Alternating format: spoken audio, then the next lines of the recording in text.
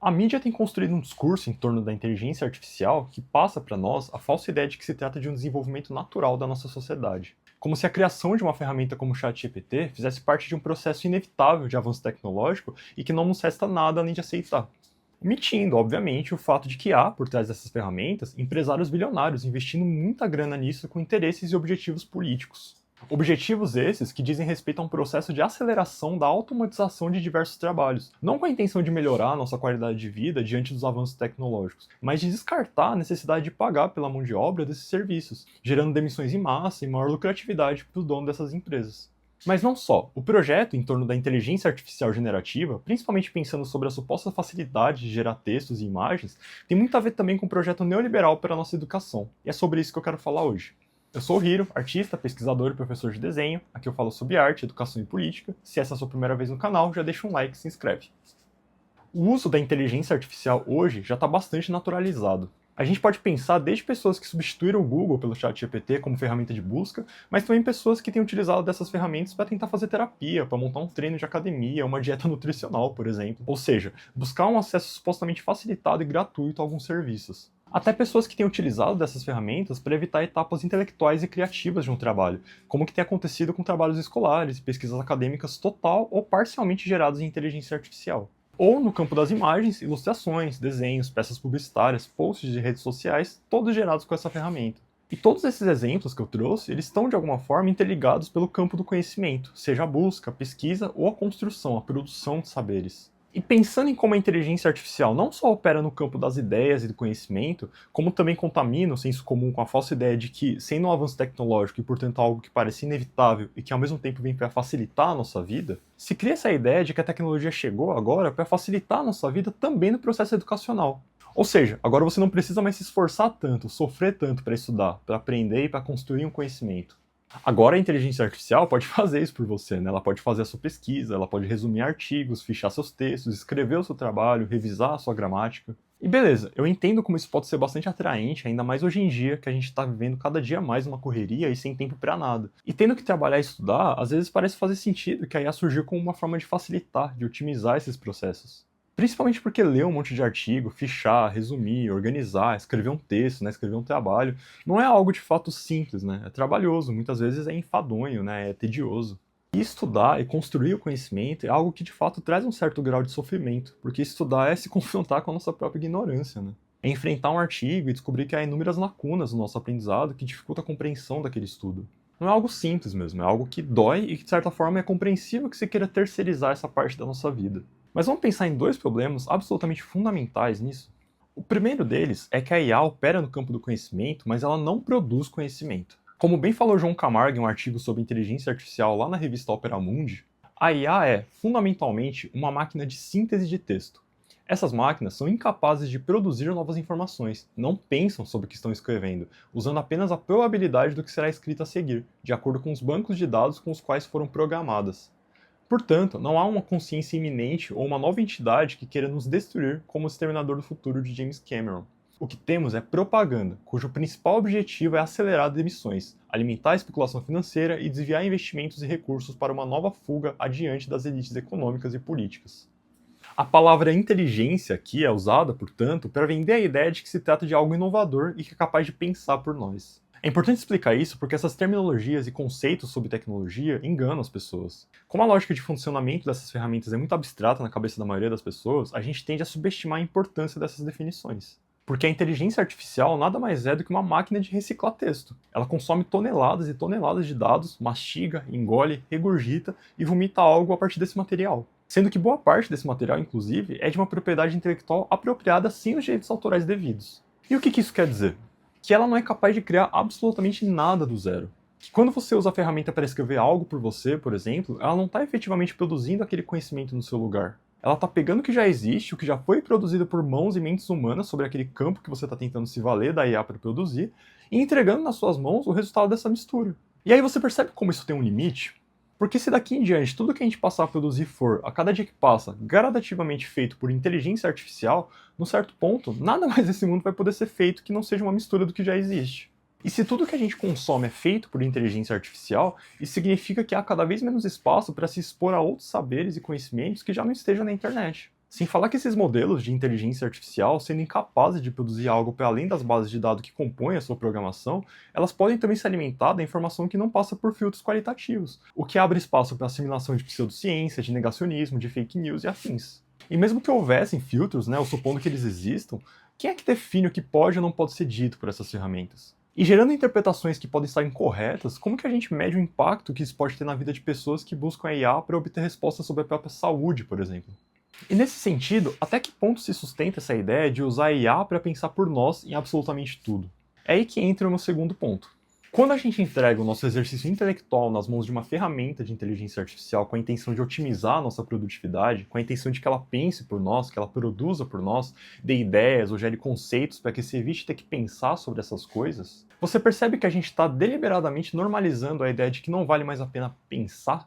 Que a ideia de estudar, de expandir os nossos horizontes, de ler um livro, de vivenciar experiências a partir de diálogos, da escrita, do exercício criativo, que são partes fundamentais do nosso processo de formação enquanto seres sociais e coletivos, está se tornando algo descartável em prol de uma suposta otimização da produtividade.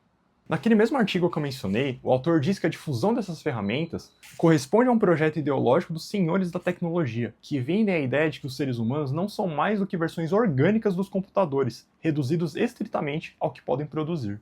Ou seja, diminuindo a nossa própria autoestima para meras criaturas inferiores em relação às máquinas, se constrói, a cada dia que passa, esse imaginário de que realmente nada disso vale a pena. Que realmente o futuro é que a nossa saúde, a nossa educação, as nossas artes, os nossos serviços públicos sejam todos substituídos por máquinas. Não é isso? E olha como isso é interessante.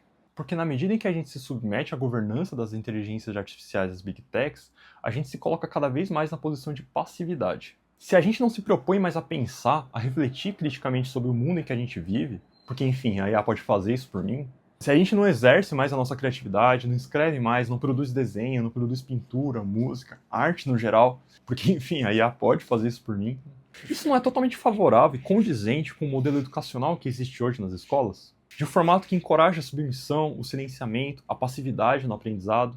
Uma instituição escolar que finge te formar quando na verdade opera na conformidade e no não questionamento do sistema capitalista em que a gente vive e dos problemas que ela produz.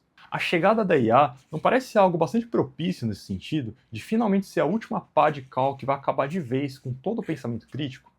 Acho que a gente não precisa de muito para constatar isso quando a gente vê pessoas usando o ChatGPT ou o Grok para perguntar as coisas mais elementares que existem, para pedir para formular mensagens básicas. Como é que a inteligência artificial, sendo operada por grandes empresas bilionárias e influenciando de forma tão agressiva na construção dos nossos saberes, pode ser uma simples evolução natural da tecnologia? E nesse sentido, a gente precisa pensar também no custo que isso tudo tem. Porque sendo uma ferramenta que nada cria, que só reproduz o que já existe de dados na internet, que tem fomentado uma cultura de ódio à ignorância, de ódio à burrice, a gente ainda está pensando numa ferramenta que não só não traz nenhum retorno positivo para a nossa sociedade, como também nos traz outros custos imediatos que são catastróficos, que é o custo ambiental dessas ferramentas. E eu já falei e tenho falado muito de IA aqui no canal, eu já debati algumas questões como gasto de energia e consumo de água, por exemplo. Hoje eu quero trazer um ponto específico que tem a ver com o nosso país e com a nossa política. Um último ponto, rapidinho. O jornal Intercept Brasil escreveu uma matéria em maio mostrando que o Fernando Haddad, que é o nosso ministro da Fazenda, foi aos Estados Unidos atrair investimentos em data centers no Brasil sem mostrar o que o nosso país pode ganhar com isso. Na prática, isso significa mais um avanço no processo de exploração feito pelos Estados Unidos no sul global. Para beneficiar as Big Techs e garantir a sua expansão, é preciso que haja interferência na soberania nacional de países como o Brasil. Eu recomendo que vocês leiam toda a matéria, porque é bastante importante se informar em relação à forma como o governo tem lidado com essas questões. Mas basicamente, a construção de grandes data centers, que são locais físicos onde as empresas armazenam, processam, gerenciam grandes quantidades de dados e aplicativos a partir de servidores enormes, ou seja, uma estrutura às vezes do tamanho de uma cidade para abrigar um monte de computador, elas custam bilhões para serem feitas. E sendo a maior porcentagem do custo desses data centers só de instalação, de compra de equipamentos, de importação e afins, na prática, o que será de fato convertido em lucro para o nosso país é uma fatia muito pequena. E aí a gente pode até pensar que esse tipo de investimento pelo menos traria algum retorno financeiro para o nosso país. Mas isso não só não é verdade, como é preciso também pensar no que a gente está oferecendo em troca. E para isso, a gente tem um exemplo concreto de como essa política de atrair investimento em data center para o Brasil tem se dado na nossa realidade nacional. 2 meses depois, a mesma jornalista do Intercept, a Laís Martins, ela publicou outra matéria trazendo denúncias relacionadas ao projeto de implantação de data center na cidade de Eldorado do Sul, uma das cidades mais afetadas pelas enchentes de um ano atrás, em 2024, lá no Rio Grande do Sul.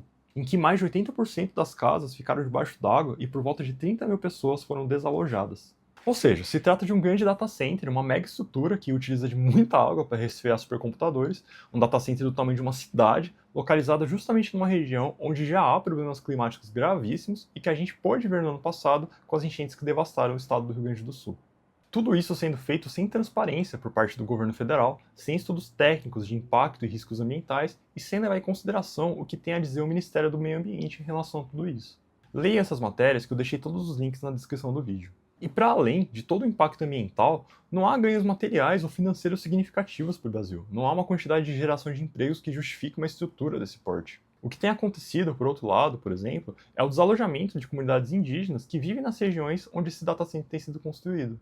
E esse é só um exemplo, né? Embora seja um exemplo bastante significativo, dadas as dimensões desse projeto, de como o nosso país tem operado no sentido de contribuir com o avanço das Big Techs na sua consolidação de poder através dessas tecnologias. E isso diz muito sobre o nosso entreguismo, né? Sobre como o nosso país não preza por um investimento interno, não preza pelo nosso próprio desenvolvimento tecnológico, pela nossa própria autonomia tecnológica. Um problema enorme quando a gente pensa, por exemplo, questões relacionadas às redes sociais, em que a gente está sujeito à Meta, ao Google, ao YouTube, porque nós não temos ferramentas de comunicação digital nacionais. Nós não prezamos pela nossa soberania nacional. E esse debate, que pelo menos dentro do nicho com o qual eu dialogo, que é a comunidade artística, ele acaba ficando sempre numa superficialidade que é bastante prejudicial. A gente precisa politizar o debate e compreender de forma mais aprofundada as causas e as consequências disso tudo. A inteligência artificial, ela tem uma ideologia e ela é muito clara. Os problemas que ela causa não são erros. O que as Big Techs promovem são parte de um projeto. Um projeto de controle político que promove a pasteurização do nosso gosto, dos nossos objetos de consumo, da nossa visão de mundo. É cada vez mais conservadora, mais alienada e mais voltada para nos pender sob uma lógica de funcionamento de mundo completamente neoliberal, que quer que a gente se mate de trabalhar para a geração infinita de lucro no capital, numa eterna corrida de ratos, enquanto nos convence de que a gente não precisa de tudo aquilo que nos humaniza de verdade, que é a busca pelo conhecimento, pela criatividade, pela arte, e tudo isso tem um custo que é literalmente o nosso planeta. Hoje, escolher escrever a partir do nosso próprio pensamento e da nossa própria criatividade, escolher pintar e desenhar à mão, rejeitar essas ferramentas de destruição do nosso pensamento, é um ato de resistência. É escolher não deixar que a máquina nos desumanize. Obrigado por assistir esse vídeo até o final, e se você gostou, considere se inscrever, deixar um like e também um comentário para contribuir com a discussão. Um abraço e até o próximo vídeo.